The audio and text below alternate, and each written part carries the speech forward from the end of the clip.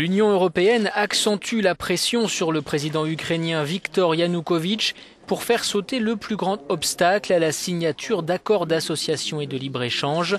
Cet obstacle a un nom, Yulia Tymoshenko.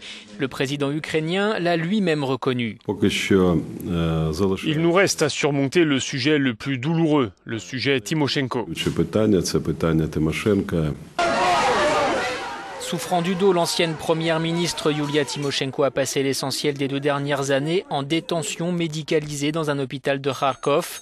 L'Allemagne a proposé à Kiev une solution pour sortir de cette impasse. Le ministre des Affaires étrangères Guido Westerwelle a réitéré son offre jeudi dernier lors de sa visite dans la capitale ukrainienne.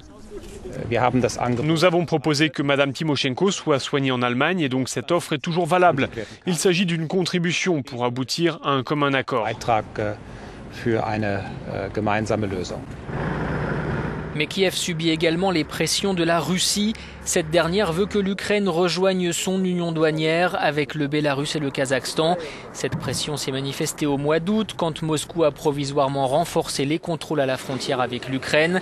La Russie a également interdit l'importation de chocolat Rochen fabriqué en Ukraine et très populaire dans les pays de l'ancien bloc soviétique.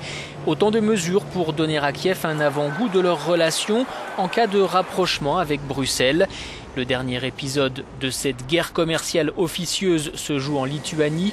Moscou a banni les importations des produits laitiers lituaniens, officiellement pour des raisons sanitaires, argument rejeté par cet économiste lituanien. Les causes de cet embargo ne peuvent pas être économiques parce que les exportations lituaniennes ne comptent que pour 1% de l'ensemble du marché alimentaire russe.